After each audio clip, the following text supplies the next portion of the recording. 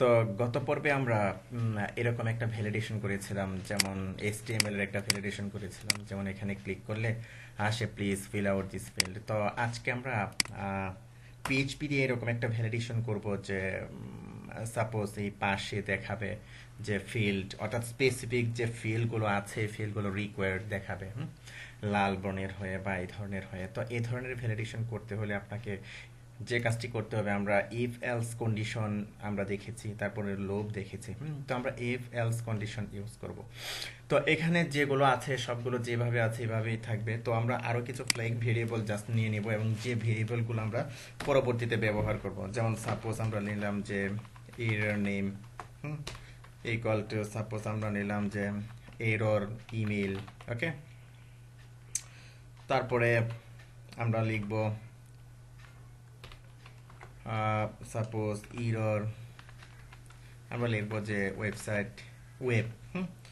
ওকে, তারপর আমরা লিখব যে এরর কমেন্ট। আচ্ছা, এইভাবে লিখি, সমস্যা নেই। তারপর আমরা লিখব যে এরর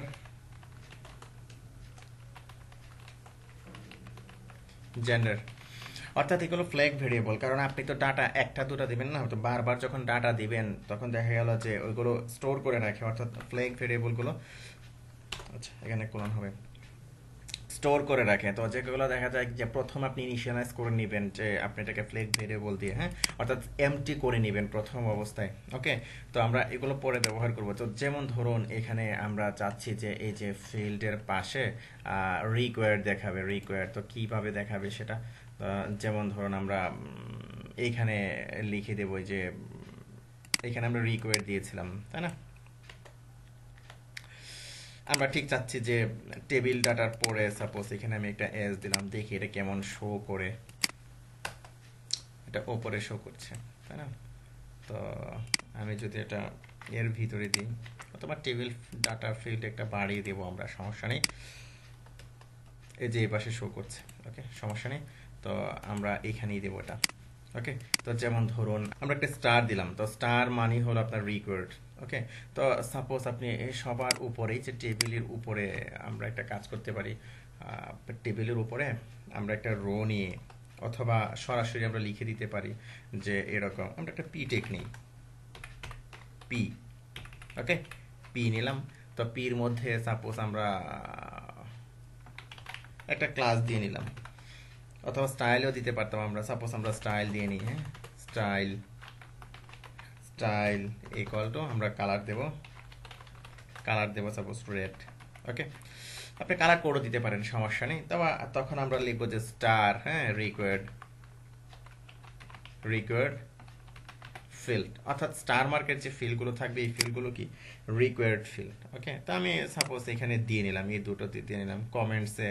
তারপরে আপনি ইচ্ছে করলে জেন্ডারে আপনি রিকোয়ার্ড ফিল্ড দিয়ে নিতে পারেন, স্টার দিয়ে নিলাম। ওকে, ওকে ফাইন। তো আমি যখন এখন সেভ দিলাম, সেভ দিয়ে আমি রিলোড দিলাম। তো রিলোড দেওয়ার পরে দেখা গেল যে আমার কি যে ফিল্ডগুলো চলে আসছে। আমি এখানে কি লিখেছিলাম, যে রিকোয়ার্ড ফিল্ড লিখেছিলাম। ওকে, অর্থাৎ আমি আমি আমার ভিজিটরকে বলে দিলাম যে এই ফিল্ডগুলো হলো রিকোয়ার্ড। এই ফিল্ডগুলো তোমাকে পূরণ করতে হবে। এই যে ফিল্ডগুলো তোমাকে অবশ্যই পূরণ করতে হবে, তা না হলে তোমার ইনপুট নিব না। তো এখন আমরা তো জাস্ট এরকম করলাম, তো এখন কিভাবে আমরা আউটপুটটা শো করব? ওকে, তো তার জন্যে আমরা এটাকে লাল করে দিতে পারতাম এরকম। তো যাই হোক, এভাবেই থাক। তো আউটপুটটা শো করার জন্য আপনি কি করবেন, খুব বেশি কিছু করতে হবে না। আপনি এখানে এই যে পিএইচপি নিয়ে আমরা নিলাম যে পিএইচপি ইকো, কি করবেন, এই যে ভেরিয়েবলগুলো নিয়েছেন, সাপোজ এই যে এখানে ফ্ল্যাগ ভেরিয়েবলগুলো আপনি ধরেছেন, জাস্ট কি করবেন, এই ভেরিয়েবলগুলো কি ইকো করে দিবেন। ওকে, যেমন ধরুন এরো নেম, নেমের জায়গায় নেমটা আমরা ইকো করে দেব, ইকো নেম গেল। তো আমরা সব জায়গার মধ্যে এটা দিয়ে নেই। ওকে, তো নেম দিলাম, তারপর নেমের পরে আছে মেইল, সাপোজ এই যে ইমেইল, মেইল দিলাম। তারপর আছে ওয়েব, আছে আমরা ওয়েব দিলাম। তারপর কমেন্টস আমাদের দরকার নেই, আমরা জেন্ডার দিলাম, এই যে জেন্ডার, জেন্ডার দিলাম। ওকে, তো এখন দেখুন, এখন কিন্তু এগুলো কোনো কিছু শো করবে না। আচ্ছা, এখানে এরর দেখাচ্ছে আনডিফাইন্ড ভেরিয়েবল, কারণ হলো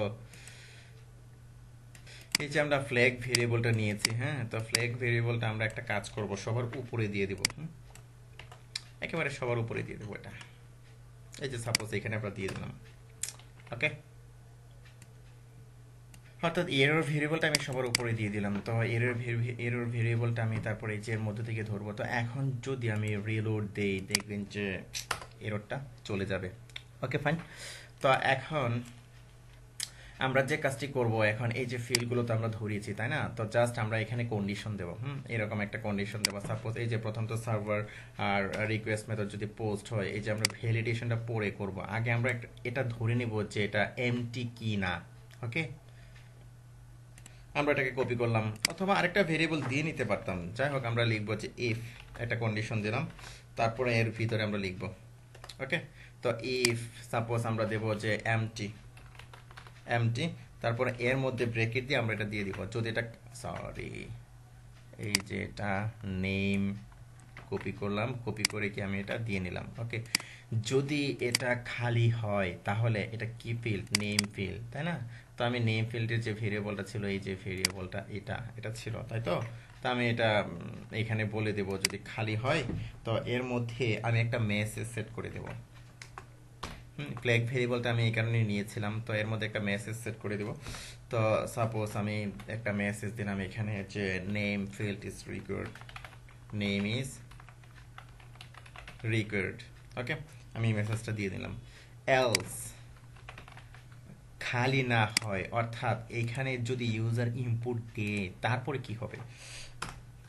ইনপুট দিলে কি করবে? সে ভ্যালিডেশনটা করবে, মানে এই যে এটাকে সে ধরবে। ওকে, আশা করি বুঝতে পেরেছেন বিষয়টা। তো এই গেল একটা পার্ট। তারপরে আবার ঠিক আমরা করব কি, আমরা ঠিক এই যে নেমের জন্য ধরলাম, তাই না? তো ঠিক আবার কি করব, ইমেইলের জন্য ধরবো। এটাকে কপি করে নেই, সাপোজ আমরা এই পর্যন্ত এটাকে কপি করে নেই, কপি করলাম, কপি করে আমি এখানে রাখলাম। ওকে, তো এখানে জাস্ট আমি কি করব, তো একসাথে করা যেত, তো আমি জাস্ট আলাদা আলাদা করে আপনাদেরকে দেখাচ্ছি। হ্যাঁ, এখানে ইমেল, তারপরে এখানে আমরা ইমেলের জন্য যে ফ্ল্যাগ ভেরিয়েবলটা দিয়েছিলাম না, এই যে এরর ইমেল, তো আমরা জাস্ট এখানে ফ্ল্যাগ ভেরিয়েবলটা এখানে ইমেলের জন্য ধরিয়ে দেব। ওকে, ঠিক আছে। তো তারপর এখানে যে মেইলের জন্য যে আমি ভেরিয়েবলটা দিয়েছিলাম, আমি এখানে ভেরিয়েবলটা দিয়ে দিব, কারণ কি আমি এখানে এইগুলো কি প্রিন্ট করব এখানে। ওকে, তো ইমেল, তো এখানে ভ্যালিডেটের জন্য ইমেল হবে, আর এরর মেলের জন্য আমরা এখানে লিখবো যে যখন মেল যখন খালি থাকবে আমরা লিখবো যে email, email is required. Okay, তো গেল ইমেল, তো আমাদের এই ইমেল আর দরকার নেই। ঠিক তেমনইভাবে আবার আপনি এটা কপি করলেন, তা কপি করার পর আমরা এখন সাপোজ বাকি আছে ওয়েবসাইট, তাই না? আমরা এখানে ওয়েবসাইটে দিয়ে দিব। ওয়েবসাইট আমরা এখানে লিখবো website is required, website is required. আমরা এখানে ফ্ল্যাগ ভেরিয়েবলটা দিব ওয়েবসাইটের। আমরা কি ফ্ল্যাগ ভেরিয়েবল দিয়েছিলাম? এই যে এটা দিয়েছিলাম, তাই না? ওয়েবসাইট, এই যে এখানে এররটা দিয়ে দেব, আর এখানে আমরা কি নিয়েছিলাম? এই যে ওয়েবসাইট, এটা নিয়েছিলাম, এই যে ওয়েবসাইট এটা নিয়েছিলাম, আমরা এখানে ওয়েবসাইট দিয়ে দেব। তো ওয়েবসাইটের মধ্যে সে কি করবে? এই যে ওয়েবসাইটটা ভ্যালিডেট করবে। অর্থাৎ যদি এমটি না হয়, এমটি যদি হয় তাহলে এই এরর মেসেজটা সে দেখাবে, আর না হলে কি করবে? সে এটাকে ভ্যালিডেট করবে। গেল। তো তারপর আবার আরেকটা আছে, কপি করলাম, কপি করলাম। তো এটা হলো আপনার জেন্ডারের জন্য, অর্থাৎ এই যে জেন্ডার, আমরা এখানে লিখবো যে জেন্ডার ইজ রিকোয়ার্ড, অথবা প্লিজ সিলেক্ট এ জেন্ডার, আর থাক আমরা এভাবে লিখলাম। তারপরে এই যে জেন্ডার, এখানে জেন্ডারটা হবে। আর জেন্ডারের জন্য যে আমরা ফ্ল্যাগ ভেরিয়েবলটা নিয়েছিলাম যে ইরোর জেন্ডার। ওকে, তো আমরা এখানে বসিয়ে দিব কি ইরোর জেন্ডার। আমাদের এখন কি কমেন্টসটা শুধু দরকার, তো কমেন্টসটা যেরকম আছে এরকমই থাক, আমরা এইগুলো কি ভ্যালিডেট করে নিলাম, সেভ দিলাম আমরা। ওকে, তো আশা করি বিষয়টা বুঝতে পেরেছেন। ভিডিওটি পোস্ট দিয়ে দিয়ে দেখবেন, টাইপ করে করে করবেন, তাহলে আরও ক্লিয়ার হয়ে যাবেন বিষয়গুলোতে। তো আমি এখন যদি রিলোড দিই, দেখবো যে কোনো এরর জেনারেট করে নিয়ে। তো এখন আমি যদি এখানে সাবমিট করি, সাবমিট হয়ে গেল, তাই না? তো আমরা এখন যে কাজটি করব, এই যে আমরা এইগুলো দিয়েছি, হ্যাঁ, সবসময় এই প্র্যাকটিসটা করবেন। সেটা হলো যে পিএইচপি যেগুলো আমরা দিলাম না, এই যে পিএইচপি যে কাজগুলো আমরা করলাম, এই কাজগুলো সবসময় এইচটিএমএল এর উপরে রাখবেন, সবার উপরে আপনি দিয়ে দিবেন। সাপোজ আমি এখানে দিয়ে দিলাম, এখানে আমাদের কি পিএইচপি একটা ব্লক আছে, আমরা এখানে এটাকে দিয়ে দিলাম। ওকে, ওকে ফাইন। তো এখানে দিয়ে দিলাম। তো দিয়ে দেওয়ার পরে দেখা গেল যে এটা সবার উপরে ইকোটা করবে সবার উপরে, হ্যাঁ। তো আমি, আচ্ছা ওকে ফাইন। তো এরকমই থাক, আমি এটা পরে দেখাচ্ছি আপনাদেরকে। তো আমি এটা উঠিয়ে দিলাম, এটা উঠিয়ে দিলাম, সেভ দিলাম। সেভ দেওয়ার পর আমি কি করলাম, রিলোড দিলাম, তারপর কি করলাম, সাবমিট করলাম। তো সাবমিট করার পর দেখুন, আচ্ছা একটা কাজ করি, আমি এগুলো শো করছি না, আমি জাস্ট আপনাদেরকে ভ্যালিডেশনগুলো দেখাচ্ছি, আমি এগুলো শো করছি না এখন। ওকে, ভ্যালিডেশনগুলো শো করছি। তো এখন ভ্যালিডেশনগুলো শো হবে কিভাবে? সাপোজ ধরুন আমি এখানে দিলাম P P style equal to colour red করে দিলাম। ওকে, তারপর আমি কি করলাম, এখানে পি ক্লোজ করে দিলাম, অর্থাৎ পি ট্যাগের মধ্যে এররটা শো করবে, এটা আমি চাচ্ছি এররটা। আর আমরা কি করলাম, এখানে এই যে পি প্রত্যেকটা আমি দিয়ে নিলাম এখানে। তারপরে আমি এই যে, অর্থাৎ যে যে জায়গায় মেসেজটা শো করবে, এখানে আমি কি পি ট্যাগটা দিয়ে নিলাম আমি আমার মতো করে।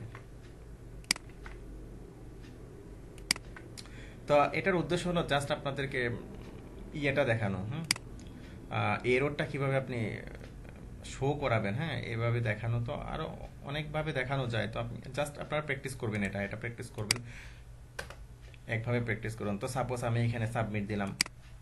তো এখন দেখাচ্ছে কি যে name is required, name is, email is required, website is required. তো নিচে নিচে চলে আসছে। তো নিচে নিচে চলে আসার কারণটা হলো যে এখানে দেখুন, এখানে কিন্তু আমরা পি টেক নিয়েছি, তাই না?